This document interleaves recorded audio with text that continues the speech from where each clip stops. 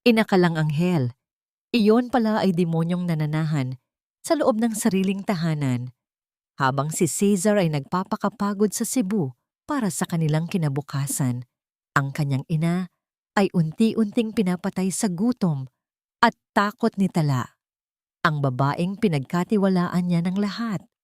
Ang bawat halik ay may lason, ang bawat tawa ay may patalim. Hanggang kailan mananatiling bulag ang isang anak? Isang lihim na recording, isang nagliliyab na katotohanan, at isang paghuhukom na yayanig sa buong Makati. Maghanda sa isang kwento ng pagtataksil, pagtitiis, at ang matamis na paghihiganti ng katotohanan. Ano ba, Lola Isay? Ang baho-baho mo na? Kasing amoy mo na ang nabubulok na basura sa labas. Ilang beses ko bang sasabihin sa'yo na huwag kang lalapit-lapit sa akin kapag may kausap ako sa phone?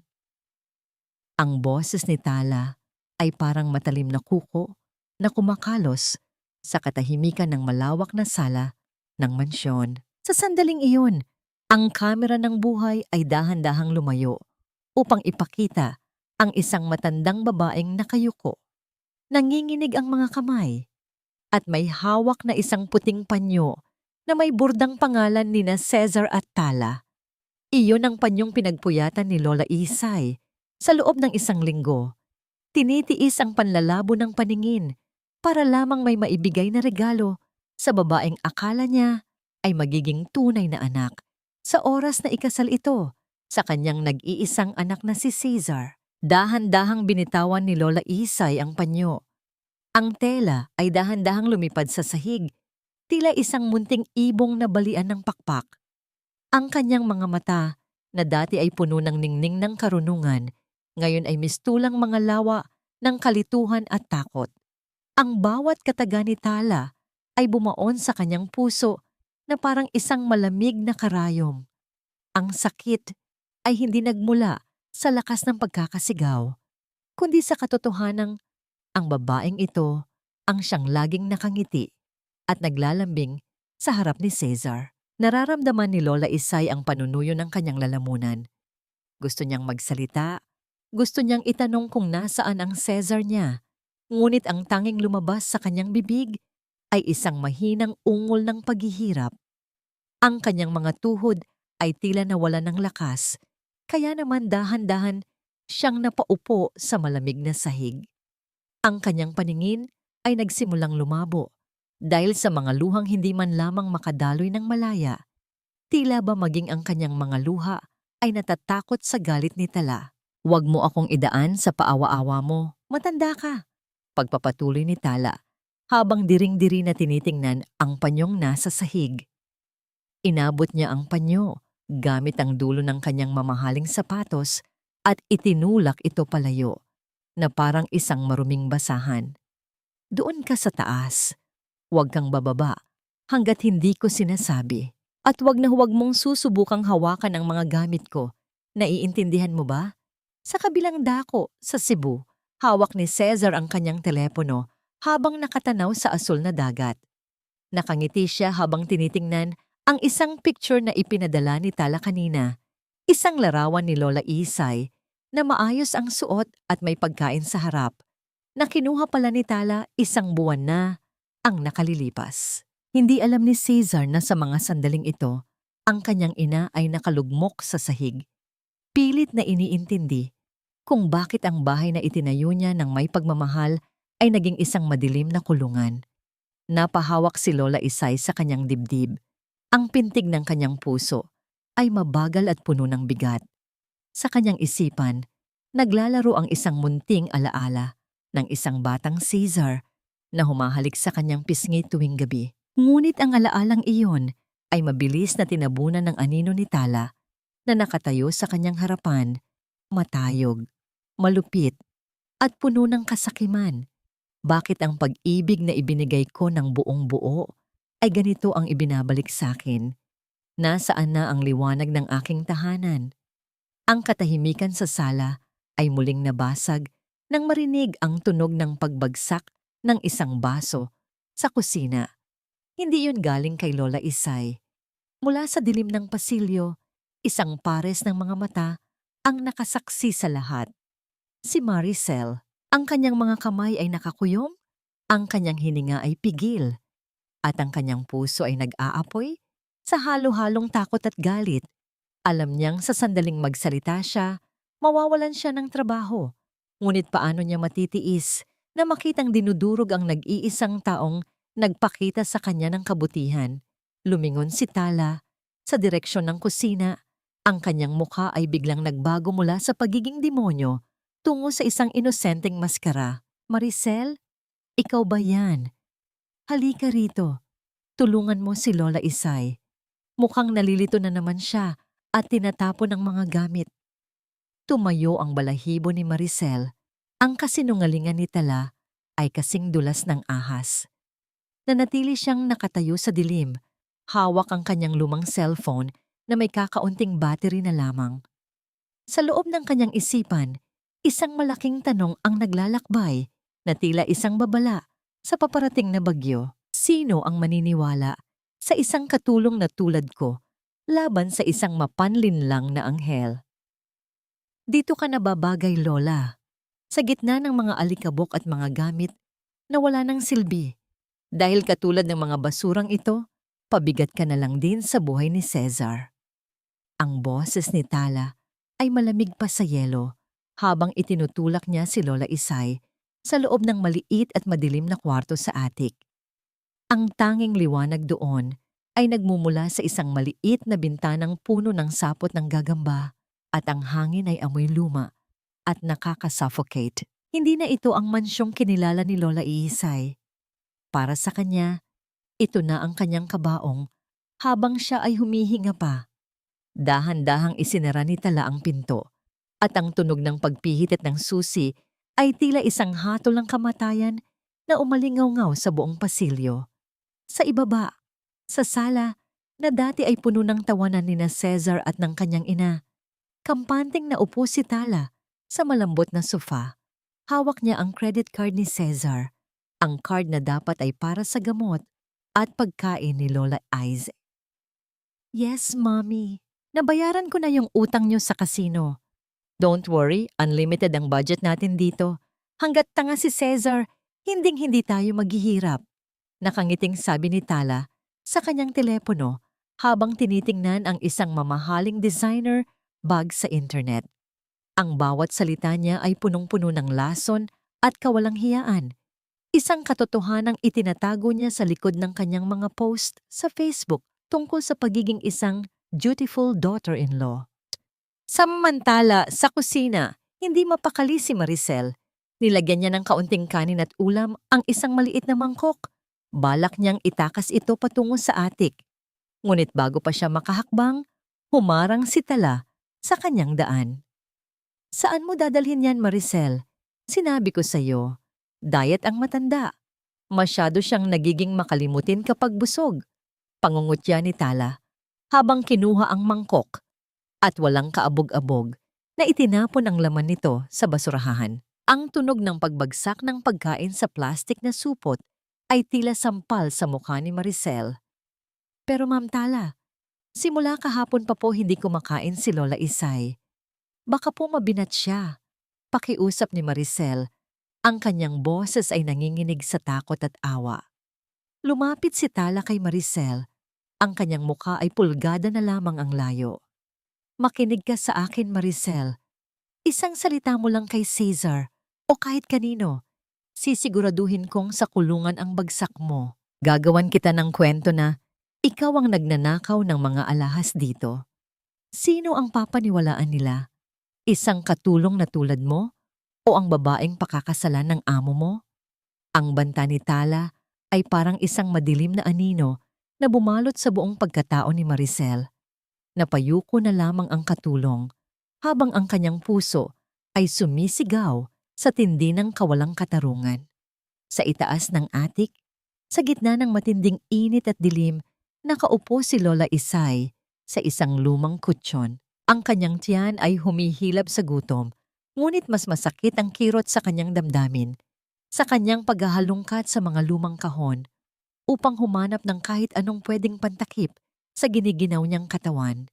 Ang kanyang kamay ay may nasalat na isang matigas at malamig na bagay. Isang lumang cellphone. Iyon ang teleponong iniregalo sa kanya ni Caesar. Bago pa man ito lumipad patungong Cebu, ang teleponong itinago niya sa ilalim ng mga lumang kumot dahil natatakot siyang kunin ito ni Tala. Nanginginig ang mga daliri ni Lola Isay habang sinusubukang pindutin ang button nito. Ang mahinang liwanag mula sa screen ay tumama sa kanyang mukha na nagpakita ng mga linyang likha ng lungkot at pagtitiis. Ngunit ang kanyang puso ay biglang tumibok nang mabilis nang makita niya ang wallpaper ng telepono.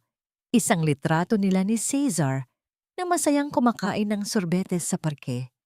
Isang butil ng luha ang pumatak sa screen, tila isang dalangin na nagnanais na maabot ang kanyang anak. Ngunit ang liwanag ay mabilis ding naglaho. Low battery. Ang cellphone ay muling namatay. Iniwan si Lola Isay sa mas matinding dilim.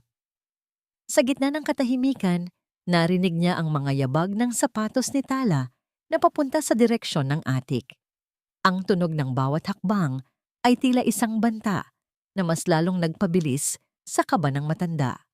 Mabilis niyang itinago ang cellphone sa loob ng kanyang baro, eksakto nang bumukas ang pinto at pumasok ang liwanag na dala ng flashlight ni Tala. Anong ginagawa mo rito sa dilim? Kinakausap mo na naman ba ang mga multo sa utak mo? Tanong ni Tala habang iniikot ang liwanag sa buong kwarto. Ang liwanag ay tumigil sa tapat ng mukha ni Lola Isay na nagpasilaw sa kanya. May itinatago ka ba, Lola? Bakit parang balisa ka? Humigpit ang hawak ni Lola Isay sa cellphone sa loob ng kanyang damit. Ang kanyang hininga ay naging mababaw at ang bawat segundo ay tila isang oras ng pagtitiis. Alam niyang kapag nakuha ni Tala ang tanging koneksyon niya sa kanyang anak, wala na siyang pag-asa. Wala akong itinatago, mahinang sagot ni Lola Isay, habang pilit na itinatago ang panginginig ng kanyang boses. Ngunit si Tala ay hindi basta-basta naniniwala. Lumapit siya.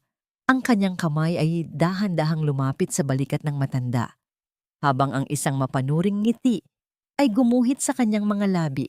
Ang tensyon sa loob ng maliit na silid ay tila sasabog na, habang ang tanging naririnig ay ang mabigat na paghinga ni Lola Isay at ang malakas na pintig ng kanyang pusong nagmamahal at natatakot. Huwag kang mag-alala, Lola. Malapit na. Konting tiis na lang at hindi mo na kailangang magdusa sa madilim na kwartong ito dahil bibilisan ko na ang pag-alis mo sa mundong ito. Ang bulong na yon ni Tala ay parang haplos ng isang malamig na bangkay sa pisngi ni Lola Isay. Sa gitna ng dilim ng atik, ang mga salitang yon ay mas masakit pa kaysa sa gutom na kumakain sa kanyang sikmura. Ang kamera ng ating imahinasyon ay nakatitig sa nanginginig na balikat ng matanda habang dahan-dahang lumalabas si Tala sa silid. Bit-bit ang huling piraso ng pag-asa na sana ay may kaunting awa pang natitira sa puso ng babaeng ito. Ang bawat hakbang ni Tala palayo ay tila pagpako sa kabaong ng katahimikan na bumabalot sa mansyon. Bakit ang isang anak ay bulag sa hapdi ng kanyang ina? Bakit ang tahanang itinayo sa pundasyon ng katapatan ay dinudurog ngayon ng kamay ng isang dayuhan? Sa labas ng mansyon, ang langit ay nagsimulang magbuhos ng malakas na ulan, tila nakikiramay sa pait ng tadhana. Si Maricel, bit-bit ang kanyang luma at basang bag, ay itinapon sa labas ng gate ni Tala. Huwag ka nang magpapakita rito, Maricel. Magnanakaw. Isang salita mo pa tungkol sa matanda. Hinding-hindi ka na makakakita ng sikat ng araw. Ang sigaw ni Tala ay sumabay sa dagundong ng kulog na yumanig sa buong paligid. Basang-basa at nanginginig, napaupo si Maricel sa gilid ng kalsada. Ang bawat patak ng ulan na tumatama sa kanyang mukha ay humahalo sa kanyang mga luha. Naalala niya noong unang araw niyang pumasok sa mansyong yon.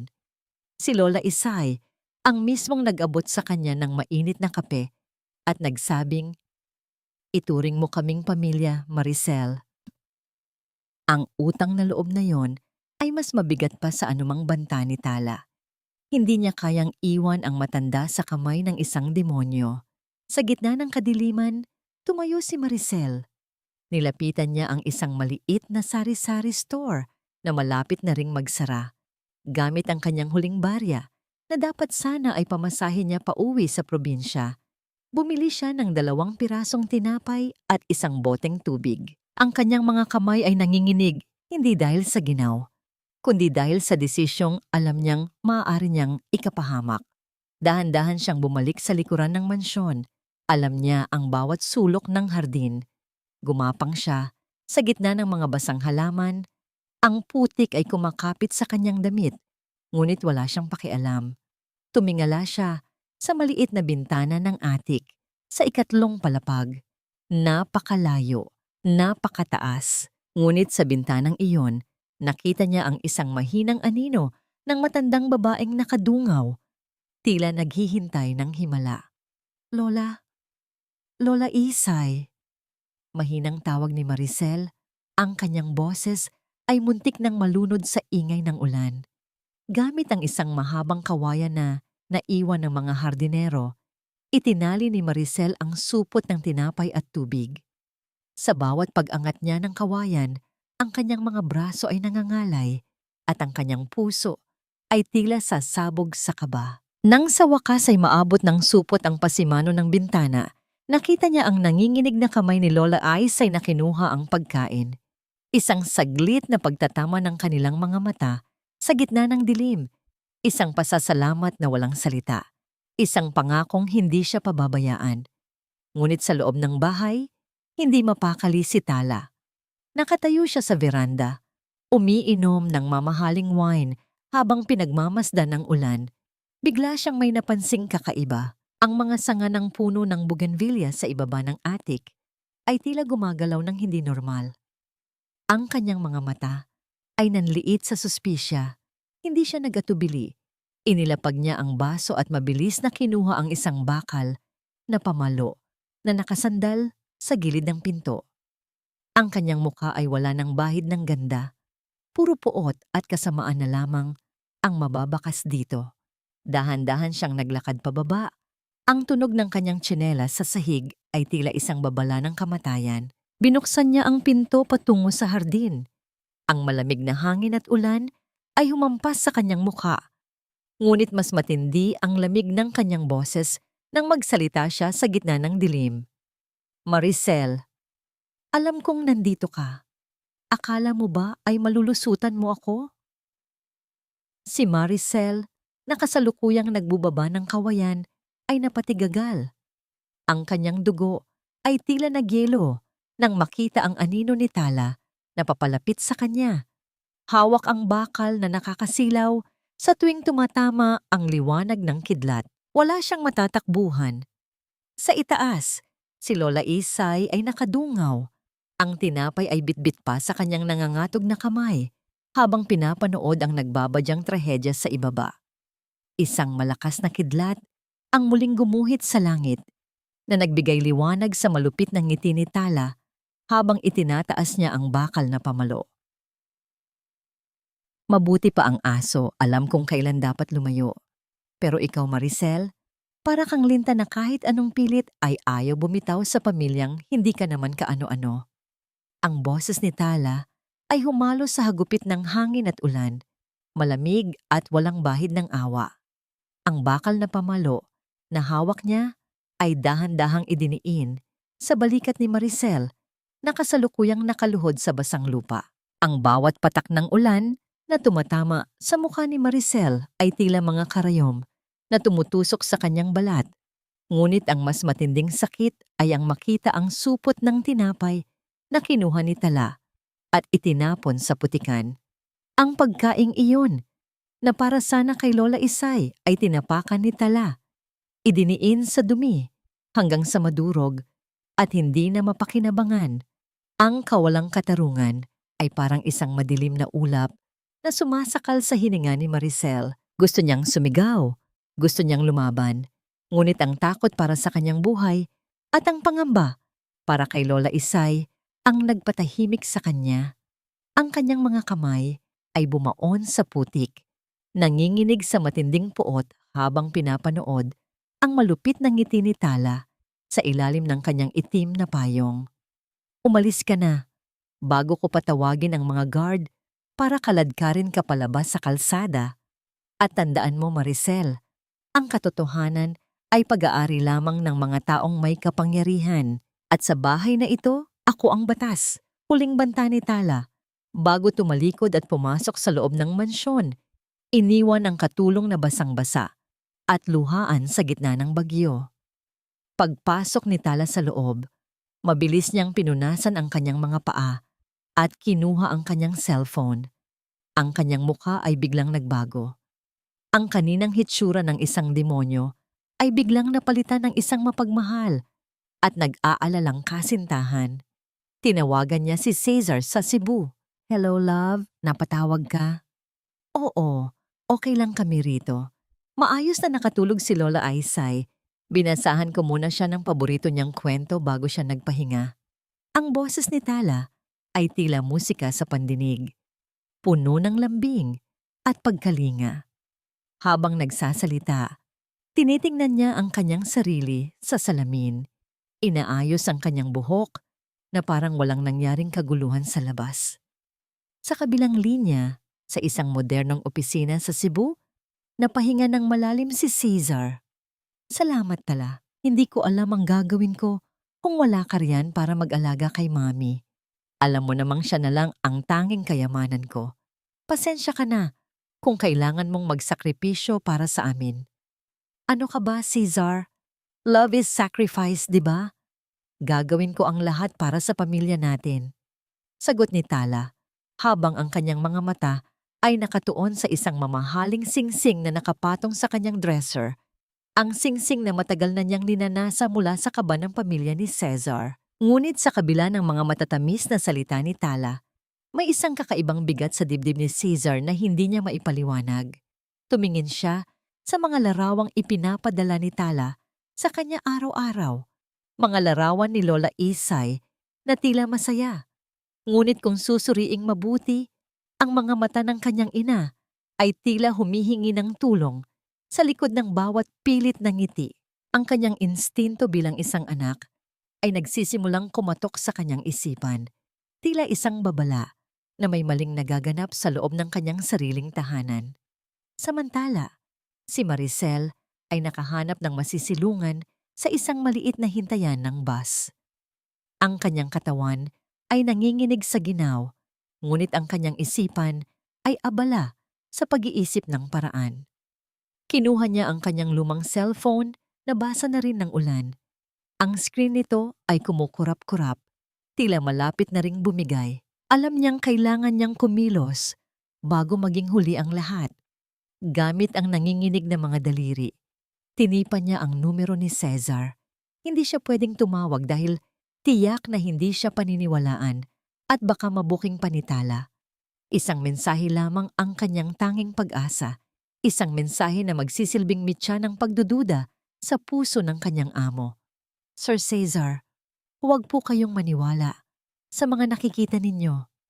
Ang akala ninyong anghel, sinusunog na ang buhay ni Lola Isay.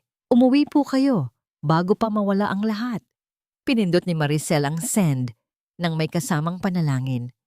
Ang kanyang mga mata ay nakapikit habang hinihintay ang kumpirmasyon na naipadala na ang mensahe. Ang bawat segundo ay tila isang taon ng paghihintay. Sa Cebu, kasalukuyang nasa gitna ng isang mahalagang meeting si Cesar nang maramdaman niya ang pag-vibrate ng kanyang cellphone sa ibabaw ng lamesa. Ang liwanag ng screen ay nagpakita ng isang mensahe mula sa isang hindi kilalang numero. Binasa niya ang bawat salita at ang kanyang mukha ay biglang namutla. Ang panulat na hawak niya ay dahan-dahang nalaglag sa sahig na lumikha ng isang mahinang tunog na tila bumasag sa katahimikan ng silid. Ang mensaheng iyon ay parang isang malamig na tubig na ibinuhos sa kanyang pagkatao. Sino ang nagpadala nito? Bakit tila tugma ito sa masamang kutob na kanina pa bumabagabag sa kanya? Lumingon si Cesar sa bintana, nakatingin sa direksyon ng Manila kung saan ang madilim na ulap ay tila nagbabadya ng isang katotohanang mas malupit pa sa bagyong kasalukuyang nananalasa. Sa kanyang isipan, isang malaking tanong ang naiwan na hindi niya magawang sagutin. Sino ang tunay na demonyo sa likod ng maskara ng pag-ibig? Ang pinakamasakit na katotohanan ay hindi ang makitang niloloko ka ng taong mahal mo, kundi ang mapagtantong naging bulag ka habang unti-unting pinapatay ang taong nagbigay sa iyo ng buhay. Ang kaisipang ito ay parang isang malamig na patalim na humihiwa sa katinoan ni Cesar habang nakatitig siya sa screen ng kanyang cellphone sa gitna ng isang marangyang restaurant sa Cebu. Ang kanyang mga kamay, na dati ay matatag sa pagguhit ng mga plano ng malalaking gusali, ngayon ay nanginginig nang hindi niya mapigilan. Ang mensahe mula sa hindi kilalang numero ay paulit-ulit niyang binabasa hanggang sa maging malabo ang mga titik dahil sa namumuong luha ng galit at takot. Mabilis siyang tumayo, hindi na pinansin ang kanyang mga kasosyo sa negosyo na nagtatakang nakatingin sa kanya. Ang bawat hakbang niya palabas ay tila pagtakbo palayo sa isang kasinungalingang binuo niya sa loob ng mahabang panahon. Sa kanyang isipan, naglalaro ang mga larawang ipinapadala ni Tala. Ang mga matatamis na ngiti ni Lola Isay na ngayon ay napagtanto niyang pare-pareho ang anggulo at suot sa loob ng 3 linggo. Isang malupit na panlilinlang na hindi niya napansin dahil sa sobrang pagtitiwala. Pagdating sa Manila, hindi siya dumiretso sa kanilang mansyon.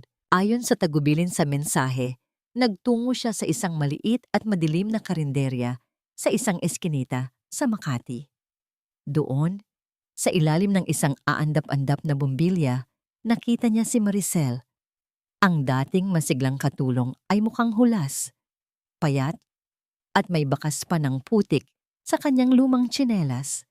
"Sir Cesar." Ang boses ni Maricel ay halos pabulong, puno ng takot, na baka may makakita sa kanila. "Maricel, sabihin mo sa akin ang totoo. Anong nangyayari sa bahay? Nasaan si Mommy?" Ang boses ni Cesar ay gumaralgal.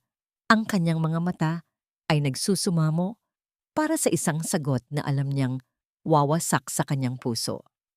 Walang sinabi si Maricel. Sa halip, inilabas niya ang kanyang lumang cellphone at ipinakita ang isang video na palihim niyang kinuha bago siya pinalayas. Sa maliit na screen, nakita ni Cesar ang lahat. Nakita niya kung paano itinulak ni Tala si Lola Isay sa sahig. Narinig niya ang malulutong na mura ng babaeng balak niyang pakasalan. At ang pinakamasakit, narinig niya ang mahinang iyak ng kanyang ina habang tinatawag ang kanyang pangalan sa gitna ng dilim ng atik. "Cesar! Anak, nasaan ka na? Gutom na si Mommy." Ang tunog ng paghikbi ng kanyang ina sa video ay tila isang malakas na pagsabog sa pandinig ni Cesar. Napahawak siya sa mesa upang hindi matumba. Ang kanyang dibdib ay tila sasabog sa tindi ng pagsisisi. Ang bawat tagumpay na nakamit niya sa Cebu ay biglang nawalan ng halaga. Para siyang isang arkitektong nakatayo sa gitna ng isang gumuhong gusali na siya mismo ang nagdisenyo dahil sa kapabayaan. "Patawarin mo ako, Ma. Patawarin mo ako." Bulong ni Cesar, ang kanyang mga luha ay malayang dumadaloy ngayon. Bumabagsak sa maduming lamesa ng karinderya. Ang kanyang galit kay Tala ay nag-aapoy, isang apoy na handang tumupok sa lahat ng pagpapakitang tao ng babaeng iyon. Ngunit sa kabila ng nagniningas na puot, isang malamig na kaisipan ang namayani sa kanya. Alam niyang tuso si Tala. Kung basta na lamang siyang susugod, baka itago nito si Lola Isay o gumawa ng mas malalang paraan para baligtarin ang sitwasyon. Kailangan niyang maging mas tuso. Kailangan niyang huliin ang demonyo sa sarili nitong laro. "Huwag kang mag-alala, Maricel.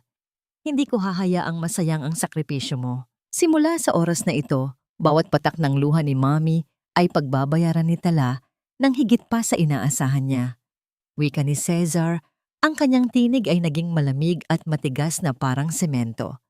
Lumabas si Cesar sa karinderya at tumingin sa malayo, sa direksyon kung saan nakatayo ang kanilang mansyon. Sa itaas ng ikatlong palapag, nakita niya ang maliit na bintana ng atik na bahagyang umiilaw. Ang puso niya ay kumirot nang makitang tila may isang aninong gumagalaw doon. Ang kanyang ina, na nag-iisa at nagdurusa sa kamay ng isang kaaway. Hindi siya pumasok sa gate. Sa halip, tumawid siya sa kalsada at pumasok sa isang gusaling katapat lamang ng kanilang mansyon. Doon, sa isang silid na pansamantala niyang nirentahan, inilabas niya ang kanyang laptop at ang mga gamit na binili niya bago pumunta rito. Isang set ng mga kamera na kasing liit ng butones, mga device na magsisilbing kanyang mga mata sa loob ng sarili niyang bahay. Habang tinitingnan ni Cesar ang mansyon mula sa dilim, isang pangako ang binitawan niya sa kanyang sarili. Ang mansyong yon na naging kulungan ng kanyang ina ay magiging entablado ng pinakamasakit na paghuhukom para kay Tala. Ngunit habang iniayos niya ang kanyang mga kagamitan, isang bagay sa screen ng kanyang monitor ang kumuha ng kanyang atensyon. Sa loob ng sala ng mansyon, nakita niya si Tala na may kausap na isang lalaki. Hindi ito bodyguard o driver. Ang lalaki ay nakayakap sa biwang ni Tala at ang dalawa ay nagtatawanan habang hawak ang isang pamilyar na kahon ng alahas. Ang kahon kung saan nakatago ang huling alaala ng yumaong ama ni Cesar. Ang kanyang kamao ay nagputukan sa tindi ng pagkakasuntok sa pader. Ang pagtataksil ni Tala ay mas malalim pa kaysa sa kanyang iniisip. Ang pinakamahirap na panoorin sa mundong ito ay hindi ang mga pelikulang katatakutan, kundi ang sarili mong buhay na ginagawang katatawanan ng mga taong pinagkatiwalaan mo ng iyong buong pagkatao. Habang nakatitig si Cesar sa monitor ng kanyang laptop sa loob ng madilim na silid ng nirentahang apartment, ang kanyang mga mata ay nagniningas sa pagitan ng luhang nagmula sa pait at apoy na nagmumula sa galit. Ang screen ay nagpapakita ng sala ng kanyang sariling mansyon, isang tahanang binuo niya para sa kapayapaan, ngunit ngayon ay mistulang pugad ng mga ahas. Nakikita niya si Tala, ang babaeng dinalhan niya ng mga bulaklak at pinangakuan ng habambuhay na nakasandal sa dibdib ng isang lalaking nagngangalang Rico. "Konting tiis na lang, Rico," rinig ni Cesar ang boses ni Tala sa speaker, malinaw at walang bahid ng pagsisisi. "Kapag nakuha ko na ang pirma ng matandang yon para sa lupa sa Makati, itatapon ko na siya sa isang malayong nursing home at si Cesar, hahayaan ko siyang mabaon sa trabaho sa Cebu habang tayo ay nagpapakasasa sa pera niya." Tumawa si Rico, isang tunog na parang kuko na kumakalos sa bakal para sa pandinig ni Cesar. Hinaplos ng lalaki ang buhok ni Tala at hinalikan ito sa noo. "Ang galing mo talaga, baby. Akalain mo, naniwala siya na ikaw ang pinakamabait na babae sa mundo."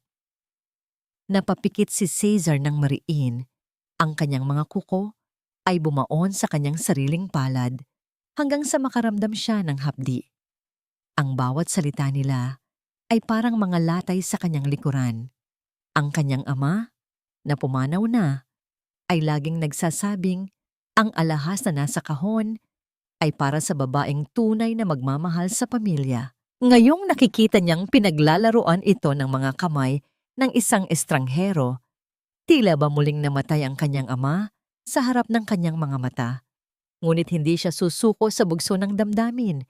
Gamit ang kanyang mga kasanayan bilang isang arkitekto, dahan-dahan niyang inayos ang plano para sa susunod na araw. Inihanda niya ang mga bagong kagamitan, isang malaking speaker system at mga bagong painting na ipapadala niya bilang sorpresa at regalo kay Tala mula sa Cebu. Ang hindi alam ni Tala, ang bawat frame ng mga painting na yon ay may nakatagong high-definition camera at microphone na direktang magpapadala ng signal sa kanyang monitor. Sa gitna ng kanyang pagtatrabaho, dahan-dahang kinuha ni Cesar ang isang lumang panyo mula sa kanyang bulsa, ang panyong may burda na natagpuan ni Maricel Sa labas ng bahay, inilapit niya ito sa kanyang ilong at naramdaman ang mahinang amoy ng lavender at baby powder, ang amoy ng kanyang ina. Isang alaala ng pagkabata ang biglang sumagi sa kanyang isipan noong dinadala siya ni Lola Isisay sa simbahan at pinupunasan ng kanyang pawis gamit ang panyong ito. Mami, sandali na lang. Ipaparamdam ko sa kanila ang impyernong ibinigay nila sa iyo. Bulong ni Caesar sa hangin. Ang kanyang boses ay puno ng determinasyon at pangungulila. Muling bumalik ang kanyang tingin sa monitor. Nakita niyang tumayo si Tala at naglakad patungo sa kusina upang kumuha ng wine. Ngunit bago pa man makarating si Tala sa kusina, narinig ang isang mahinang kalabog mula sa itaas, mula sa attic. Tila may nahulog na gamit o may sumusubok na tumawag ng pansin. Ano ba yan? Ang matandang yon, hindi talaga marunong manahimik. Asik ni Tala habang padabog na ibinaba ang baso ng alak. Kinuha niya ang bakal na pamalo na laging nakasandal sa gilid ng pinto at nagsimulang maglakad paakyat sa hagdan. Sumunod si Rico sa likuran niya, may dala ring nakakalokong nangiti sa mga labi. Ang puso ni Caesar ay tila titigil sa pagtibok. Sa screen, nakikita niya ang papalapit na panganib sa kanyang ina. Ang monitor ay nagpapakita ng hallway sa ikatlong palapag, madilim at nakakatakot. Gusto niyang sumigaw.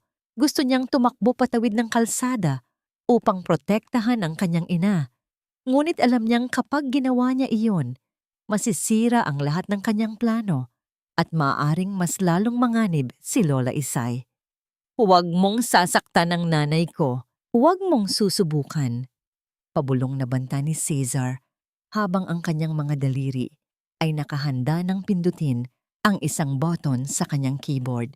Eksaktong pagbukas ni Tala sa pinto ng attic, ang liwanag mula sa kanyang flashlight ay tumama sa mukha ni Lola Isay na nakalugmok sa sulok.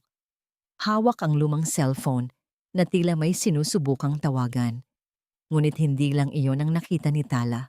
May isang bagay sa sahig, isang sulat na tila itinago ni Lola Isay sa loob ng mahabang panahon na ngayon ay nakalantad na dahil sa pagkakabagsak ng cabinet. Ano to? Matanda. Akala ko ba nakalimutan mo na ang lahat? Bakit may itinatago ka pang ganito? Tanong ni Tala habang mabilis na kinuha ang papel. Sa monitor, nanlaki ang mga mata ni Caesar nang mabasa niya ang ilang salitang nakasulat sa papel na nahagip ng kamera. Isang pangalan ng isang tao na matagal na nilang hindi naririnig.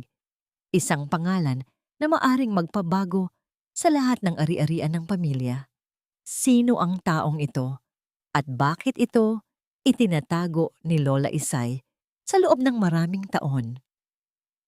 Akala mo ba matatakot ako sa isang pangalang matagal nang nakabaon sa limot?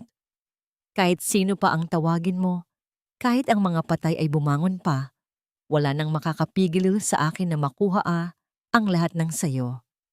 Ang boses ni Tala ay tila isang matalim na pait na humihiwa sa katahimikan ng madilim na attic. Hawak niya ang lumang papel. Ang kanyang mga mata ay nanlilisik sa ilalim ng liwanag ng flashlight habang nakatingin kay Lola Isay na nanginginig sa sulok. Sa monitor ni Caesar, nakita niya ang bawat detalye ng kalupitan ng babaeng balak niyang pakasalan. Ang pangalang nakasulat sa papel, ang pangalan ng isang abogadong matagal nang pinagkakatiwalaan ng kanyang ama, ay ang huling depensa ng kanyang ina. Dahan-dahang binitawan ni Caesar ang mouse ng kanyang laptop. Ang kanyang mga kamao ay nakakuyom ng mahigpit.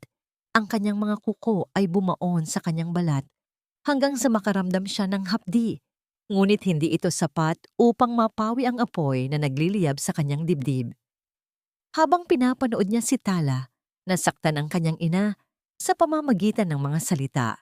Hawak naman ni Caesar ang maliit na medalya ng Birheng Maria na laging isinusuot ni Lola Isay noong bata pa siya. Isang matinding ironya. Ang isang ina ay nagdurusa para sa kanyang anak, habang ang anak ay kailangang magtiis na panoorin ang paghihirap na ito upang makamit ang ganap na hustisya. Hindi na makapaghintay si Caesar. Alam niyang kailangan na niyang kumilos bago tuluyang mawalan ng bait ang kanyang ina sa takot.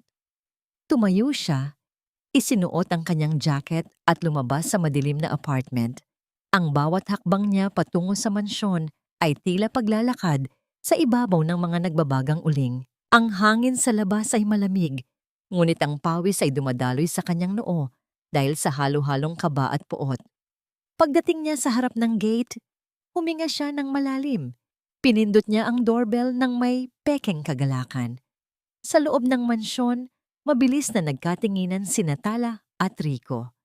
Nagmamadaling itinago ni Rico ang kanyang sarili sa likod ng malalaking kurtina sa veranda, habang si Tala ay mabilis na nag-ayos ng sarili, pinunasan ng pawis, at nagsuot ng kanyang pinaka-inosenteng ngiti. "Love, bakit hindi mo sinabing uuwi ka na ngayon?" Masiglang bati ni Tala pagkabukas ng pinto. Kaagad siyang yumakap kay Caesar. Ang kanyang boses ay tila musika na puno ng lambing. Ngunit para kay Caesar, ang yakap na yon ay parang pagpulupot ng isang makamandag na ahas. "Surprise, love. Hindi ko na natiis na hindi ka makita. Lalo na si Mommy." Sagot ni Caesar.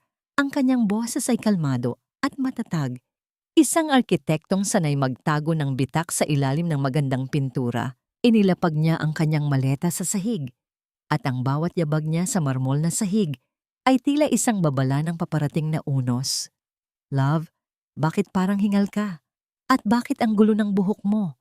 Tanong ni Caesar habang dahan-dahang hinahawi ang isang hibla ng buhok ni Tala.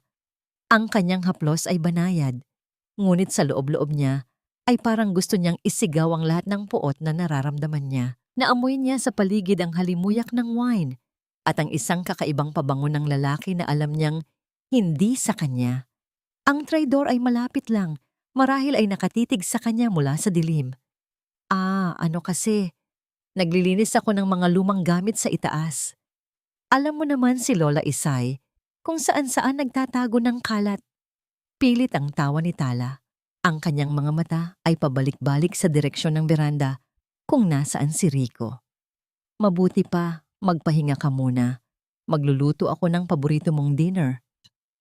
"Mamaya na ang pagkain, Tala. Gusto ko munang makita si Mommy. Kanina ko pa siya gustong mayakap."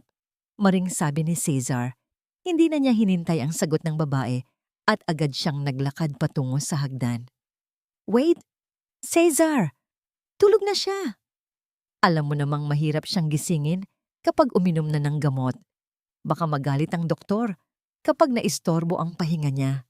Mabilis na humarang si Tala. Ang kanyang boses ay tumataas na sa kaba. Ang kanyang mga kamay ay nakaharang sa tapat ng dibdib ni Caesar. Tila isang pader na pilit itinatago ang isang malaking krimen.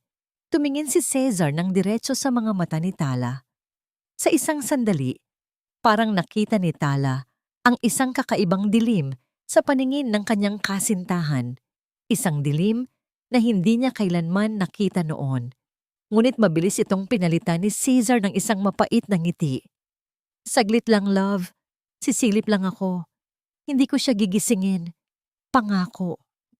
Dahan-dahang inalis ni Caesar ang mga kamay ni Tala at nagpatuloy sa pag-akyat.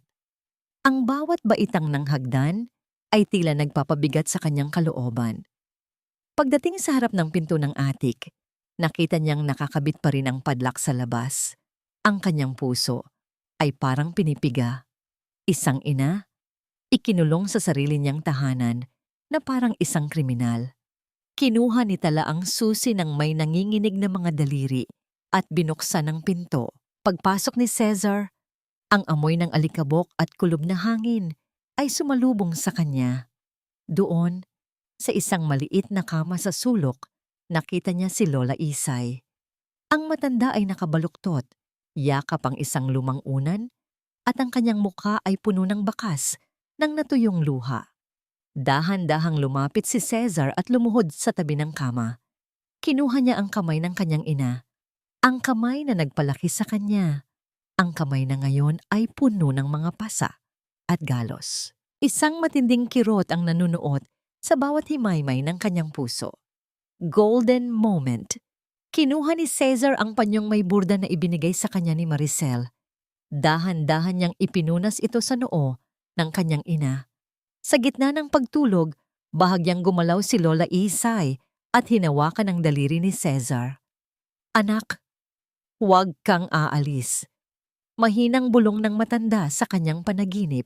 Hinalikan ni Cesar ang kamay ng kanyang ina, isang halik na puno ng pagsisisi at isang sumpa na hinding-hindi na siya muling masasaktan. Love, tara na. Baka magising siya. Bulong ni Tala mula sa pintuan. Pilit na hinihila ang atensyon ni Cesar. Tumayo si Cesar. Ang kanyang mukha ay blanko. Paglabas nila ng atik, muling nilock ni Tala ang pinto. Hindi na nagsalita si Cesar hanggang sa makababa sila sa sala. Ngunit nang maupo siya sa sofa, may isang bagay siyang napansin sa ilalim ng coffee table.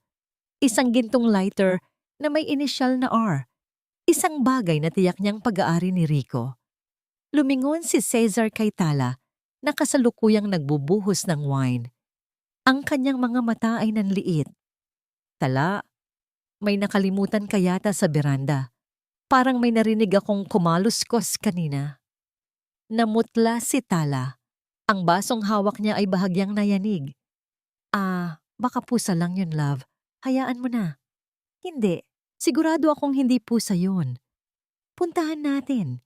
Sabi ni Cesar habang tumatayo at dahan-dahang naglalakad patungo sa veranda. Kung nasaan ang nakatagong katotohanan na wawasak sa huling hibla ng kanyang pagtitiis sa tabi. Ang pinakamabisang lason ay hindi yung mapait na agad mong iluluwa, kundi ang matamis na dahan-dahang uubos sa iyong katinuan hanggang sa wala ka nang makitang iba, kundi ang sarili mong kasakiman. Habang nakatayo si Cesar sa harap ng beranda, ramdam niya ang panalamig ng hangin na humahampas sa kanyang mukha, ngunit mas matindi ang lamig na nagmumula sa kanyang puso. Alam niyang ilang pulgada lang ang layo ng lalaking naging katuwang ni Tala sa pagwasak sa kanyang pamilya. Nakita niya ang bahagyang paggalaw ng mahabang kurtina, ang anino ng isang sapatos na hindi na itago ng maayos. Sa isang iglap, gusto niyang hilahin ang kurtinang yon at ilantad ang kabulukan ng dalawa, ngunit pinigilan niya ang kanyang sarili. Ang paghihiganti, tulad ng pagtatayo ng isang matibay na gusali, ay nangangailangan ng pasensya at tamang tiyempo. Dahan-dahang yumuko si Cesar at pinulot ang gintong lighter na may inisyal na R. Pinaikot-ikot niya ito sa kanyang mga daliri. Tinitingnan ang ningning nito sa ilalim ng ilaw ng buwan. Talaluk, may naiwan yatang gamit ang isa sa mga bisita mo rito. Wika ni Cesar.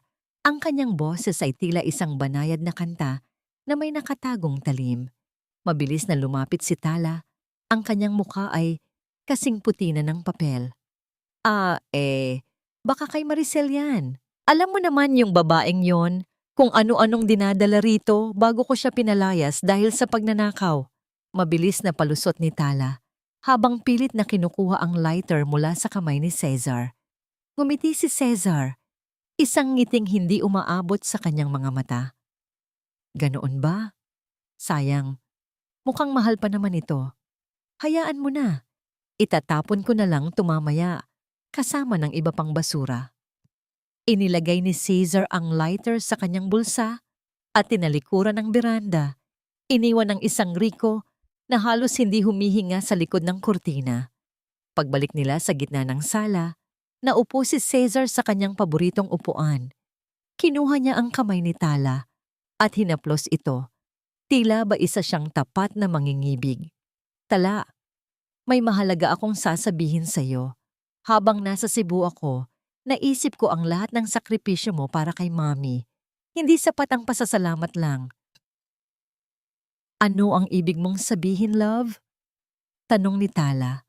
Ang kanyang mga mata ay biglang nagningning sa pag-asang may malaking kapalit ang kanyang pagpapanggap. Gusto kong mag-celebrate tayo. Isang engranding engagement party dito mismo sa mansyon sa susunod na linggo.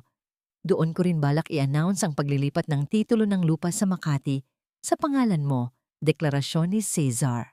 Ang bawat salita niya ay parang musika sa pandinig ni Tala, isang pangakong magbibigay sa kanya ng lahat ng kayamanang pinapangarap niya. Halos mapatalon sa tuwa si Tala. Talaga, Cesar? Ibibigay mo na sa akin ang lupa? Para sa atin din naman yon, di ba? Para sa future natin? Oo, Tala. Para sa future natin. At dahil gusto kong maging legal ang lahat, bago ang party, may dala akong mga papeles dito. Isang kasunduan na nagpapatunay na ikaw ang tatanggap ng lahat ng benepisyo mula sa lupang iyon, ani Cesar, habang inilalabas ang isang makapal na folder mula sa kanyang bag. Hindi na nag-atubili si Tala. Sa tindi ng kanyang kagalakan at kasakiman, hindi na niya binasa ang maliliit na titik sa bawat pahina. Ang nakita lang niya ay ang pangalan niya at ang lokasyon ng lupain sa Makati.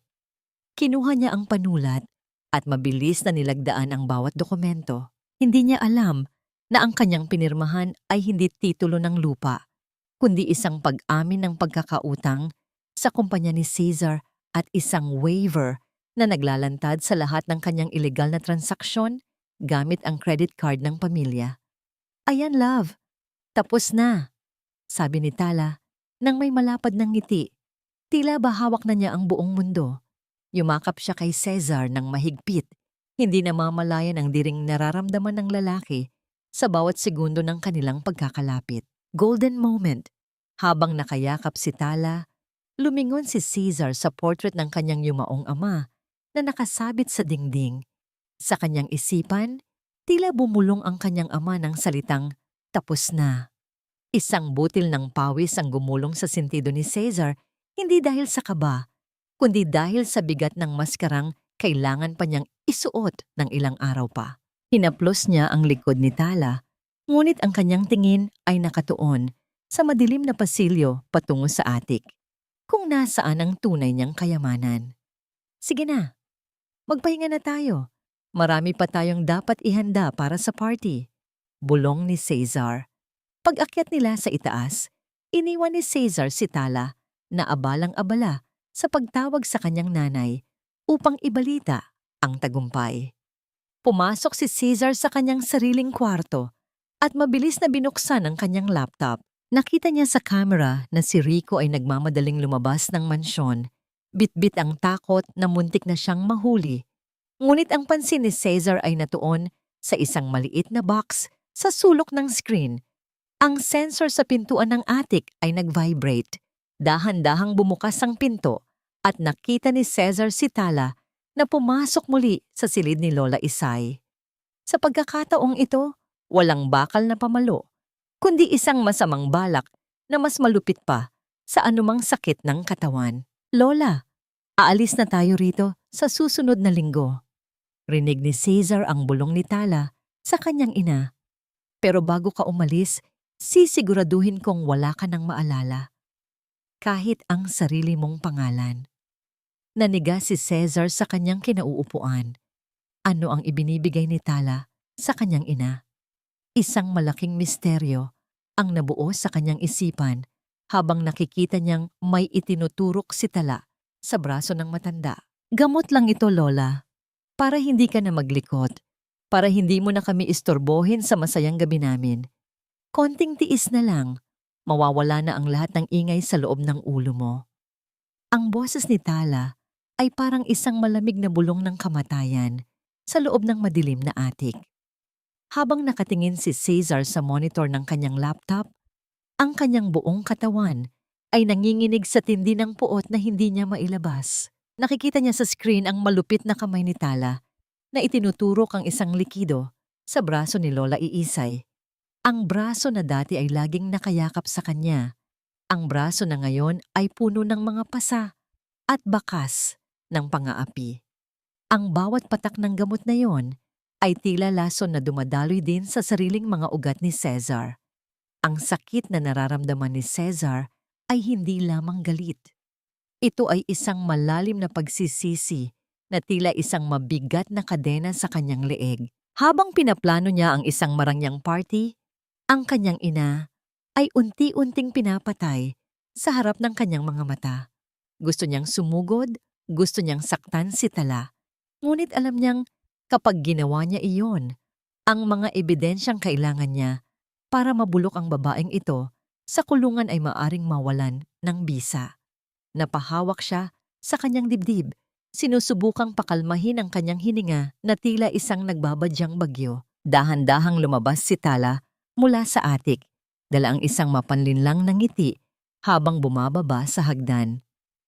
Pagdating niya sa sala, nakita niya si Cesar na nakatayo sa tabi ng bintana, nakatanaw sa dilim. Mabilis na itinago ni Tala ang syringe sa loob ng kanyang bulsa at lumapit sa kasintahan nang may pekeng pag-aalala. "Love, hindi ka pa ba natutulog? Kanina ka pa yata rito sa baba," malambing na sabi ni Tala habang yumayakap sa likuran ni Cesar. "Hindi ako makatulog, Tala. Naisip ko lang, bukas na ang huling gabi natin bago ang party.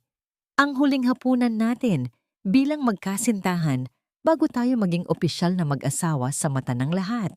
Tugon ni Cesar.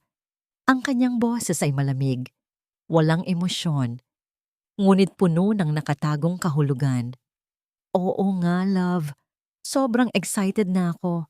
Salamat talaga sa lahat ng ito," sagot ni Tala, habang ang kanyang isipan ay abala na sa pagbibilang ng perang makukuha niya mula sa lupa sa Makati. Golden moment. Kinabukasan, habang abala ang lahat sa paghahanda para sa party, nakahanap ng pagkakataon si Cesar na pumasok sa atik ng mag-isa. Natagpuan niya ang kanyang ina na nakaupo sa sahig, nakatingin sa kawalan. Ang mga mata ni Lola Isay ay tila wala ng buhay, epekto ng gamot na ibinibigay ni Tala. Lumapit si Cesar at dahan-dahang kinuha ang isang suklay. Sinuklayan niya ang maputi at manipis na buhok ng kanyang ina. Isang simpleng gawain na dati ay laging ginagawa ni Lola Isay sa kanya noong siya ay bata pa.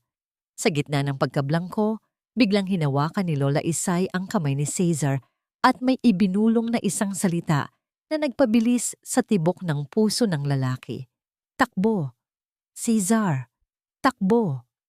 Ang babalang iyon, sa gitna ng pagkalito ng matanda, ay tila isang kidlat na tumama sa katinoan ni Cesar. Alam ng kanyang ina ang panganib, kahit sa gitna ng kanyang sakit. Isang butil ng luha ang pumatak mula sa mata ni Cesar patungo sa kamay ng kanyang ina. "Hindi na tayo tatakbo, ma. Sila ang dapat matakot," bulong ni Cesar.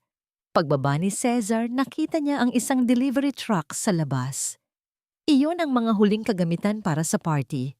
Ang mga painting na may nakatagong kamera, ngunit may isang box na hindi pamilyar kay Cesar. Binuksan niya ito at laking gulat niya nang makita ang isang set ng mga legal na dokumento mula sa isang hindi kilalang law firm. Nang buksan niya ang unang pahina, ang pangalang nakasulat doon ay hindi ang kanya, hindi kay Tala, at lalong hindi kay Lola Isay. Ito ay pangalan ng isang tao na matagal nang itinuturing na patay ng kanilang pamilya. Isang lihim na matagal nang ibinaon sa lupa, na ngayon ay muling nabuhay dahil sa kasakiman ni Tala. Sino ang taong ito na nagmamay-ari ng tunay na karapatan sa lupain ng pamilya? At ano ang koneksyon nito sa nakaraan ni Lola Isay? Habang papalapit ang gabi ng paghuhukom, naramdaman ni Cesar na ang larong kanyang sinimulan ay mas malaki at mas mapanganib kaysa sa kanyang inaasahan. Ang bawat tao sa loob ng mansyong yon ay may kanya-kanyang maskara, at sa pagsapit ng bukas, ang lahat ng ito ay sabay-sabay na mahuhubad. Ang karangyaan ay madalas na nagsisilbing makapal na belo upang itago ang baho ng isang bulok na budhi. Ngunit sa gabing ito, ang bawat hiyas at bawat ilaw ay magsisilbing saksi sa paghuhubad ng isang halimaw. Ang mansyon ay nagniningning sa ilalim ng mga dambuhalang chandelier. Ang bango ng mga sariwang bulaklak ay humahalo sa amoy ng mamahaling wine at pabango ng mga elitistang panauhin na nagtipon-tipon para sa engagement party of the year. Sa gitna ng bulwagan, nakatayo si Tala. Suot ang isang puting gown na tila gawa sa mga ulap at bituin.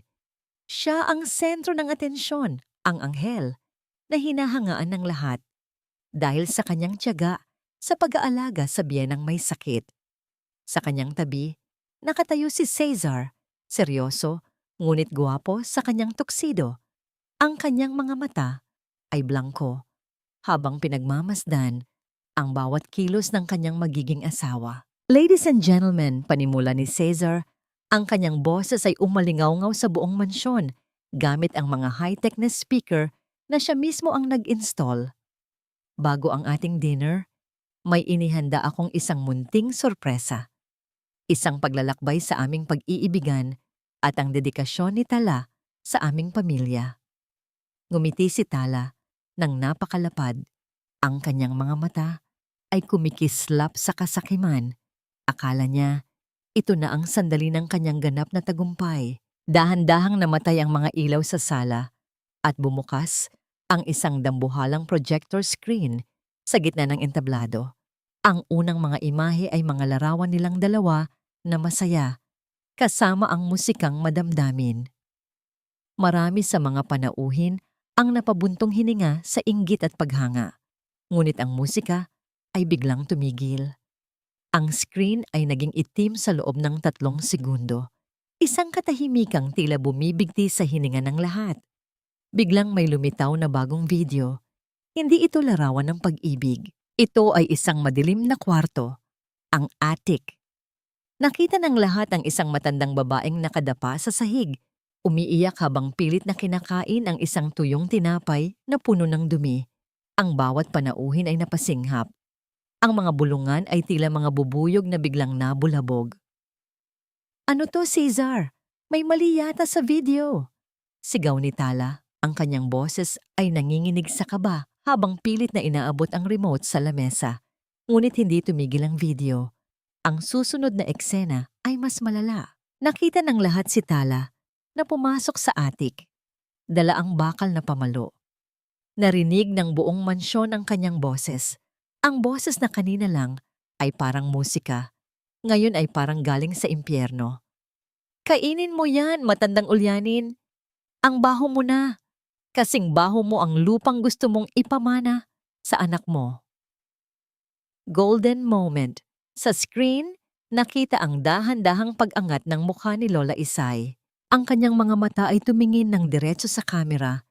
Tila ba tumitingin siya sa kaluluwa ng bawat taong naroroon. Isang butil ng luha ang gumulong sa kanyang kulubot na pisngi habang binubulong niya ang pangalan ni Caesar. Sa sandaling iyon, ang buong mansyon ay naging kasing tahimik ng isang sementeryo. Ang tanging naririnig ay ang mabigat na paghinga ng mga tao at ang mahinang paghikbi ni Maricel na nakatayo sa isang sulok, nakasuot ng maayos na uniforme. "Hindi yan totoo. Fake news yan. Edited ang video na yan." Pagwawala ni Tala habang sinusubukang sirain ang projector. Lumingon siya kay Caesar, umaasang may makikitang pagmamahal o pagtatanggol. "Caesar, maniwala ka sa akin. Sinisiraan lang nila ako." Dahan-dahang lumapit si Caesar sa gitna ng entablado. Ang bawat hakbang niya ay tila pagpako sa huling pako sa kabaong ni Tala. Kinuha niya ang mikropono. Ang kanyang mukha ay kasing tigas ng bato. "Ang video na yan ay nanggaling sa mga kamera na ako mismo ang nag-install sa loob ng mga regalong ibinigay ko sa'yo, Tala. Ang bawat mura mo, ang bawat sampal mo sa nanay ko ay nakarecord sa cloud server na hindi mo kailanman mabubura." Ang boses ni Caesar ay malamig, puno ng awtoridad na hindi matitibag. At hindi lang yan. Pinindot ni Caesar ang isang button sa kanyang relo. Ang screen ay nagpalit muli. Sa pagkakataong ito, nakita ang loob ng master bedroom. Nakita ng lahat si Tala. Nakahalikan si Rico sa ibabaw ng kama ni Caesar, habang hawak-hawak ang mga alahas ng pamilya. "This is the woman you all admired," wika ni Caesar sa mga panauhin. Ang kanyang daliri ay nakaturo kay Tala na ngayon ay nakaluhod na sa sahig. Ang marangyang puting gown na suot niya ay mistulang isang basahang nakakalat sa gitna ng bulwagan. Ang kanyang mga mata na kanina ay puno ng ningning ng tagumpay, ngayon ay punong-puno ng naniningas na takot at pagsisisi. Ngunit ang pagsisisi niya ay hindi dahil sa kanyang mga nagawa, kundi dahil siya ay nahuli. Caesar, please, let me explain. Patawarin mo ako. I did it for us. I was stressed. The pressure of taking care of your mother was too much. Ang boses ni Tala ay nanginginig. Pilit na humahawak sa binti ni Cesar habang ang kanyang mga luha ay nagpapaapaw sa makapal na makeup sa kanyang mukha. Pressure? Stress? Ang boses ni Cesar ay tila isang malamig na hampas ng hangin. Isang malaking insulto yan sa lahat ng mga anak na tunay na nag-aalaga sa kanilang mga magulang. You didn't do it for us, Tala. You did it for this house, for that land in Makati, and for your own greed. Dahan-dahang kinuha ni Cesar ang folder mula sa lamesa. Ang folder na pinirmahan ni Tala noong nakaraang gabi. The papers you signed, hindi iyon ang transfer of land title. It was a formal acknowledgement of all the money you stole from my mother's accounts and a full confession of the elder abuse you committed. In your haste to grab the wealth, you didn't even read the terms. Ang mga panauhin ay nagsimulang mag-ingay. Ang bawat bulong ay tila mga palaso na tumatama sa pagkatao ni Tala. Sa gitna ng kaguluhan, bumukas ang malaking pinto ng mansyon. Pumasok ang mga pulis, kasama ang abogadong nakita ni Caesar sa mga dokumento. Ma'am Tala, you are under arrest for elder abuse, grave coercion and qualified theft. Anunsyo ng opisyal habang dahan-dahang inilalabas ang mga posas. Golden moment. Sa gitna ng tensyon, lumitaw si Lola Isay sa itaas ng hagdan. Hindi siya mag-isa. Inaalalayan siya ni Maricel. Ang matanda ay nakasuot ng isang simpleng asul na dress. Ang kanyang buhok ay maayos na nakapusod. Bagamat may bakas pa ng panghihina sa kanyang mga mata, may isang kakaibang liwanag doon. Tumingin siya kay Tala, hindi nang may galit, kundi nang may matinding habag. Dahan-dahan niyang kinuha ang panyo ni Cesar at binitawan ito mula sa itaas. Ang panyo ay dahan-dahang lumipad hanggang sa lumapag ito sa harap ni Tala, isang simbolo ng pagtatapos ng kanyang paghahari ng panloloko. Ika'y aking minahal bilang anak. Mahinang sabi ni Lola Aise, ang boses niya ay nanginginig ngunit malinaw. Ngunit ang puso mo ay sementong hindi kayang diligan ng pagmamahal. Nagwala si Tala habang kinakaladkad siya ng mga pulis.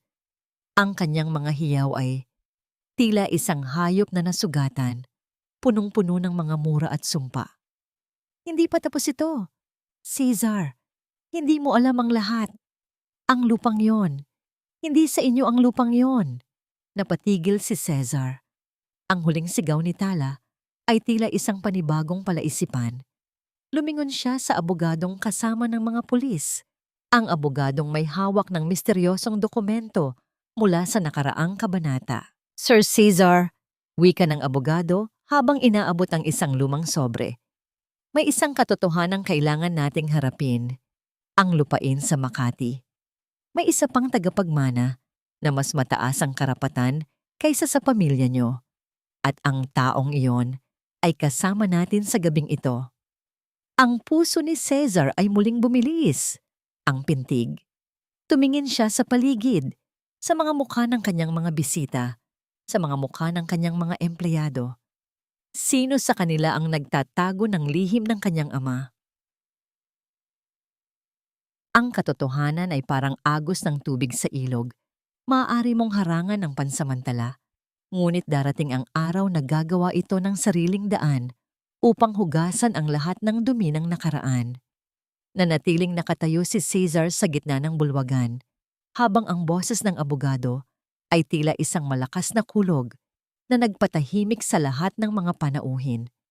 Ang bawat mata ay nakatuon sa isang lumang sobre na hawak ni Attorney Ramos. Ang katahimikang bumabalot sa mansyon ay kasing bigat ng isang namumuong bagyo. Tumingin si Cesar kay Maricel na kasalukuyang nakatayo sa tabi ni Lola Isay. Ang dalaga ay nakayuko.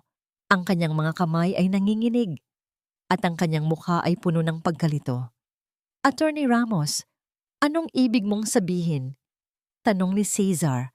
Ang kanyang boses ay mahina, ngunit may awtoridad. Ang lupang yon ay pag-aari ng aking ama sa loob ng 4 na dekada. Paanong may ibang tagapagmana?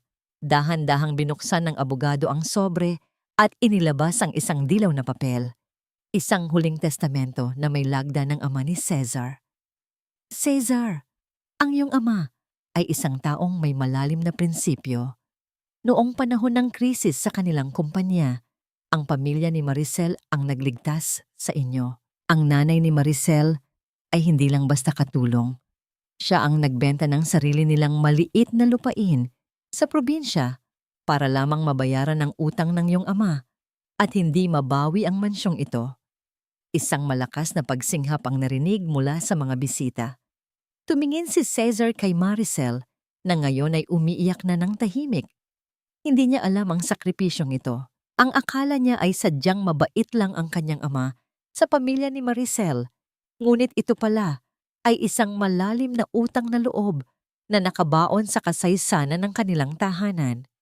Nakasaad dito, pagpapatuloy ng abogado, na sa oras na magkaroon ng banta sa ari-arian o sa oras na mawala ang kakayahan ni Lola Isay na magdesisyon, ang kalahati ng lupain sa Makati ay otomatikong mapupunta sa anak ng babaeng nagligtas sa pamilyang ito. At ang anak na yon ay walang iba kundi si Maricel. Dahan-dahang lumapit si Cesar kay Maricel. Hindi galit, kundi isang malalim na paggalang ang mababakas sa kanyang mga mata. Kinuha niya ang kamay ng dalaga at dahan-dahan itong piniga. Maricel, sa loob ng maraming taon, akala ko ay kami ang nagbibigay sa inyo ng buhay. Ngunit ngayon ko lang napagtanto na kami pala ang nabubuhay sa pawis at sakripisyo ng pamilya mo.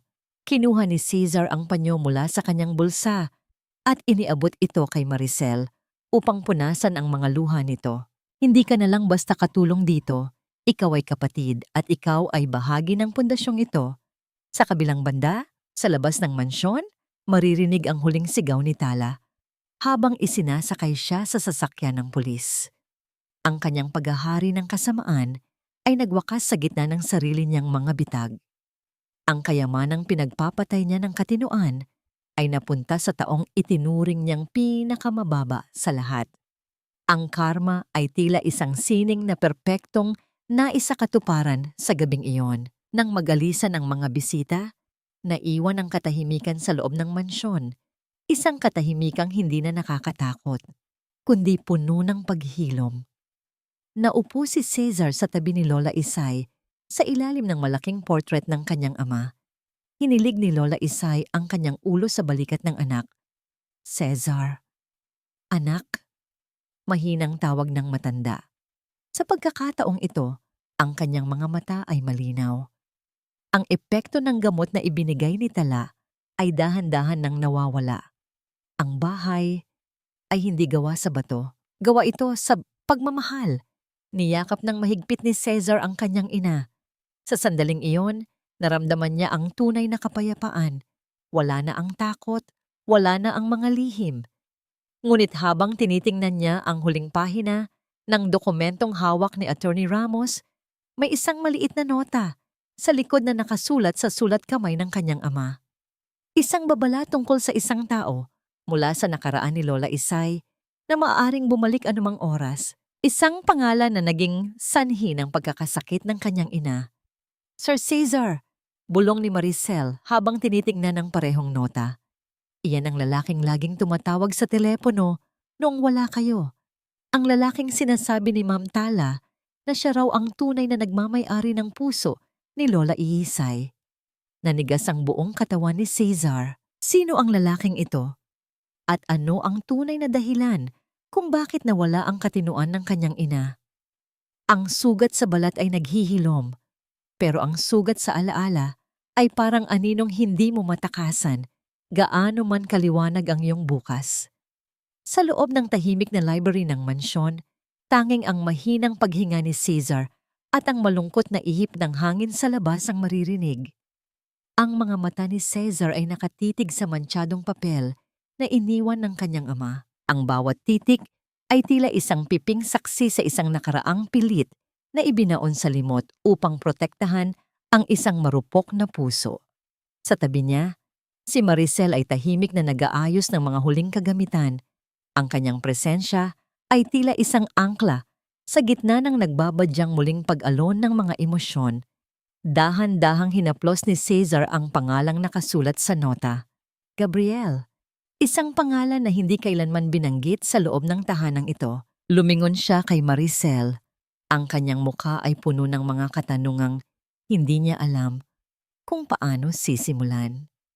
Maricel, noong wala ako rito, noong naririnig mo ang mga tawag, ano ang eksaktong naririnig mo? Ang boses ni Cesar ay nanginginig, puno ng takot sa katotohanang maaaring matuklasan. Yumuko si Maricel, pilit na inaalala ang mga gabi ng lagim sa ilalim ng pamumuno ni Tala. Sir, hindi ko po alam kung paano sasabihin, pero si Ma'am Tala, may ginagawa siyang kakaiba sa gabi. Gumagamit siya ng isang lumang tape recorder. Pinapatugtog niya ang boses ng isang lalaki sa tapat ng pintuan ni Lola Isay. Ang boses na yon, palaging humihingi ng tulong, palaging nagtatanong kung bakit siya iniwan sa gitna ng sunog.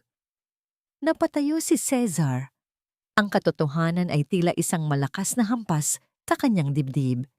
Hindi multo ang bumabagabag sa kanyang ina, at hindi rin isang lihim na mangingibig. Ito ay ang boses ni Gabriel, ang kanyang kuya na namatay sa isang sunog nung bata pa siya. Isang trahedyang naging sanhi ng unang pagkakasakit ng isip ni Lola Iisay. Ginamit ni Tala ang pinakamasakit na bahagi ng nakaraan ni Lola Isay upang tuluyang durugin ang katinuan nito. Ginawang sandata ang isang patay na anak laban sa isang nagdadalamhating ina. Dahan-dahang binuksan ni Cesar ang pinto ng silid ni Lola Iisay. Ang bawat yabag niya sa sahig ay tila isang dalangin ng kapatawaran. Doon, sa ilalim ng malambot na liwanag ng lampshade, nakita niya ang kanyang ina na mahimbing na natutulog. Ang mga linyang likha ng pagtitiis sa kanyang mukha ay tila dahan-dahang nabubura ng kapayapaan. Ngunit sa puso ni Cesar, may isang bagong sugat na bumukas. Ang galit sa natuklasang katotohanan tungkol sa tape recorder at sa boses ni Gabriel. Naupo si Cesar sa gilid ng kama at hinaplos ang maputing buhok ng ina. Mami, wala na ang dilim, wala na ang mga boses na nananakot sa'yo, pabulong niyang sabi, habang ang kanyang mga mata ay naniningkit sa pait. Hindi lang pala pera ang gustong makuha ni Tala. Gusto nitong burahin ang natitirang katinuan ni Lola Isay para wala nang makapagsalita tungkol sa mga dokumentong itinatago ng pamilya. Isang linggo ang mabilis na lumipas. Ang mansyon na dati ay puno ang mga lihim at puot ay dahan-dahang nalinis. Sa tulong ni Maricel, ang mga gamit ni Tala ay itinapon na parang mga basurang walang halaga. Ang bawat sulok na dinapuan ng kamay ng babaeng iyon ay binasbasan ng bagong liwanag at sariwang hangin.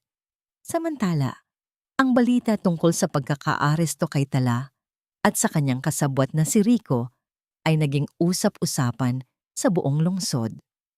Maraming nagulat, ngunit marami rin ang nakaramdam ng katarungan para sa isang matandang hindi kayang ipagtanggol ang sarili. Si Maricel, na ngayon ay kinikilala ng kasosyo sa ari-arian, ay hindi nagbago. Nanatili siyang mapagkumbaba, ngunit may bagong ningning sa kanyang mga mata. Ang ningning ng isang taong hindi na kailangang matakot sa bukas. Sa ilalim ng pamamahala ni Cesar, ang lupa sa Makati ay hindi ibinenta. Sa halip, nagtayo sila roon ng isang foundation para sa mga matatandang inabuso at mga pamilyang nangangailangan. Isang parangal sa sakripisyo ng nanay ni Maricel at sa pagtitiis ni Lola Iisay. Isang hapon, habang ang araw ay dahan-dahang lumulubog, inakay ni Cesar ang kanyang ina patungo sa hardin. Sa unang-kaunang pagkakataon sa loob ng mahabang panahon, hindi na nanginginig si Lola Isay. Hawak niya ang isang maliit na album ng mga larawan. Tumigil sila sa harap ng isang puno ng nara. Binuksan ni Lola Isay ang album at itinuro ang larawan ni Gabriel. Tumingin siya kay Caesar nang may malalim na pagkilala. Anak, alam ko na nasa piling na siya ng Diyos. Hindi na ako natatakot sa boses niya dahil ang boses na naririnig ko ngayon ay ang boses mo. Isang mahigpit na yakap ang pinagsaluhan ng mag-ina. Isang yakap na tila nagdutong sa lahat ng mga pusong nawasak. Dahan-dahang lumapit si Maricel, dala ang isang tray ng mainit na tsaa. Ang tatlo ay naupo sa ilalim ng puno, pinapanood ang pagpapalit ng kulay ng langit. Ang katahimikan sa paligid ay hindi na nakakabingi. Ito ay katahimikang nagpapagaling, katahimikang nagbubuklod. Tapos na ang lahat, Sir Caesar, masayang sabi ni Maricel habang nakatingin sa malayo. Hindi, Maricel, sagot ni Cesar habang nakangiti sa kanyang ina. Nagsisimula pa lang ang tunay nating buhay, isang buhay na walang maskara, walang takot, at puno ng tunay na pagmamahal. Ngunit habang sila ay nagtatawanan, isang estranghero ang nakatayo sa labas ng gate, nakatingin sa masayang pamilya. Ang lalaking iyon ay may hawak na isang lumang sulat at ang kanyang mukha ay may pagkakahawig sa isang taong matagal nang wala.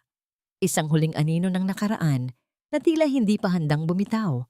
Ngunit sa pagkakataong ito, handa na si Caesar na harapin ang anumang bagyo dahil ang pundasyon ng kanilang tahanan ay hindi nagawa sa bato, kundi sa katotohanang pinatibay ng pagsubok. Ang bawat paglubog ng araw ay hindi tanda ng pagtatapos, kundi isang pangako na bukas. Ang liwanag ay muling babalik upang itaboy ang anumang anino ng kahapon. Sa dalampasigan ng Palawan, kung saan ang asul na dagat ay tila humahalik sa maputing buhangin, naglalakad ang 3 taong binuo ng pagsubok at pinatibay ng katotohanan. Ang banayad na ihip ng hangin ay may dalang amoy ng asin at kalayaan, isang halimuyak na malayo sa kulob at madilim na atik ng kanilang mansyon sa Maynila. Ang bawat hakbang ni Cesar sa basang buhangin ay tila pag-iiwan ng mga mabibigat na alaala ng pagtataksil at puot. Sa kanyang tabi, si Lola Isay ay nakasuot ng isang maluwag na puting bestido. Ang kanyang mga mata, na dati ay puno ng ulap ng kalituhan, ngayon ay kasing linaw na ng tubig sa kanyang harapan. Ang estrangherong tumayo sa kanilang gate noong nakaraang buwan ay hindi pala isang bagong kaaway. Siya ang anak ng dating bumbero na sumubok magligtas kay Gabriel noong gabing iyon. May dala siyang isang lumang relos na nakuha sa gitna ng mga abo. Isang relos na may nakatagong sulat sa loob mula sa kanyang ama para kay Lola Isay. Ang sulat na yon ang naging huling susi. Ipinaalam nito kay Lola Isay na wala siyang kasalanan sa trahedya at ang kanyang sakripisyo ay sapat na upang ituring siyang isang bayani. Caesar, anak, tingnan mo ang mga alon, mahinang sabi ni Lola Isay. Ang kanyang boses ay puno ng kapayapaan. Parang silang naglilinis ng lahat ng dumi sa ating mga paa. Dahan-dahang binitawan ni Caesar ang kamay ng kanyang ina upang hayaan itong maramdaman ang lamig ng tubig. Sa likuran nila, si Maricel ay nakatanaw. Bitbit ang isang banig at ilang piraso ng prutas. Hindi na siya ang katulong na nanginginig sa takot. Siya na ang katuwang ni Caesar sa pagpapatakbo ng kanilang foundation at ang itinuturing na bunsong kapatid sa loob ng kanilang bagong tahanan. Kinuha ni Cesar ang panyong may burda na naging saksi sa kanyang pagbabalik. Hindi na niya ito ginagamit upang punasan ang luha. Sa halip, itinali niya ito sa isang maliit na sanga ng puno ng niyog sa pampang, isang bandila ng kanilang tagumpay laban sa dilim. Lumingon siya kay Lola Isay at Maricel at sa unang pagkakataon, sa loob ng maraming taon, ang kanyang nangiti ay hindi na isang maskara. Ito ay tunay, malalim, at galing sa isang pusong nakahanap na ng kanyang pahingahan. Ang kwento ni na Cesar at Lola Isay ay nag-iiwan ng 3 mahahalagang kasagutan sa ating mga puso. Una, ang pagpapatawad. Hindi pinatawad ni Cesar si Tala dahil sa karapat-dapat ito, kundi dahil ayaw na niyang hayaang maging bilanggo ang kanyang sarili sa puot na itinanim ng babaeng yon. Ang pagpapatawad sa sarili ang naging pinakamalaking hakbang ni Cesar patungo sa liwanag. Pangalawa, ang kapayapaan. Ang mansyon sa Maynila ay hindi na isang kulungan, kundi isang santuwaryo para sa mga tulad ni Lola Isay. Ang tunay na binyin ay hindi matatagpuan sa yaman o titulo ng lupa, kundi sa katahimikan ng konsensya at sa init ng pagmamahal ng mga taong hindi ka iiwan sa gitna ng bagyo. At panghuli, ang aral na mananatili sa ating gunita. Ang isang tahanan ay maaring itayo ng isang arkitekto gamit ang pinakamahal na materyales, ngunit ang pagmamahal at katapatan lamang ang tanging semento na makakapagpanatili rito na nakatayo laban sa anumang unos ng tadhana. Ang yaman ay nauubos, ang kagandahan ay kumukupas, ngunit ang utang na loob at tunay na pagkalinga ay mga hiyas na kailanman ay hindi mananakaw ng sino mang mapanlinlang na anghel. Habang ang huling sinag ng araw ay dahan-dahang naglalaho sa abot tanaw, ang tatlo ay nanatiling nakatayo, magkahawak kamay sa harap ng dambuhalang dagat. Sa gabing ito, wala nang iyak na maririnig mula sa atik. Wala nang takot sa bawat tunog ng yabag. Dahil sa dulo ng bawat mahabang gabi, ang pag-asa ay laging sumisikat para sa mga pusong marunong maghintay at magmahal ng tapat. At dito nagtatapos ang ating kwento. Isang paglalakbay na puno ng luha, ngunit mas punong-puno ng liwanag at pag-asa. Maraming salamat sa inyong pananatili at tapat na pakikinig hanggang sa huling sandali ng ating pagsasama. Habang isinusulat ko ang bawat kataga sa nobelang ito, lalo na ang mga tagpong nasasaktan, si Lola Isay sa kamay ng taong dapat sana ay nag-aalaga sa kanya. Naramdaman ko ang matinding bigat sa aking sariling dibdib. Hindi madaling ilarawan ng hapdi ng pagtataksil, ngunit mas mahirap na makitang ang ating mga mahal sa buhay ay nagdurusa sa gitna ng katahimikan. Ang kwentong ito ay nagmula sa mga tunay na kurot ng katotohanang nakikita natin sa ating paligid, sa mga sakripisyo ng isang ina na hindi mabilang, sa katapatan ng isang kaibigang tulad ni Maricel, at sa pagsisisi ng isang anak na gaya ni Cesar. Ang bawat karakter ay tila isang butil ng binhi na itinanim sa gitna ng unos, nagnanais na sumibol sa kabila ng tigang na lupa ng puot. Ang pag-ibig at pagpapatawad ay parang isang maliit na ningas ng kandila sa gitna ng dilim. Maaring humina ang apoy nito sa bawat ihip ng pagsubok, ngunit hinding-hindi ito mamamatay hanggat may isang pusong marunong tumingin sa kabutihan ng kapwa. Ang ating buhay ay hindi sinusukat sa mga material na bagay na ating nakukuha, kundi sa mga pusong ating napagaling at sa mga taong ating pinrotektahan. Bago tayo maghiwalay, nais kong mag-iwan ng isang tanong sa inyong mga puso. Sa kabila ng lahat ng ginawa ni Tala, sa tindi ng sakit na idinulot niya kay Lola Isay, sa tingin ba ninyo ay may puwang pa rin ang pagpapatawad para sa isang taong tulad niya? O sapat na ang naging parusa ng tadhana upang maturuan siya ng leksyon? Ikaw ba? Kung ikaw ang nasa kalagayan ni Cesar, kaya mo ring buksan ang iyong puso para sa taong nagtangka sa katinuan ng iyong pamilya? Sana ay naging bahagi ako ng inyong araw at nagbigay ng kahit kaunting kapayapaan sa inyong pakikinig habang kayo ay abala sa inyong mga gawain. Huwag ninyong kalimutang iwan ang inyong mga saloobin at sagot sa ating comment section. I-like ang ating video at ibahagi ang kwentong ito sa inyong mga mahal sa buhay upang mas marami pa tayong maabot na puso. Hanggang sa muli nating pagkikita sa susunod na kwento ng buhay, pag-ibig at pag-asa. Maraming salamat muli at pagpalain nawa kayo ng may kapal.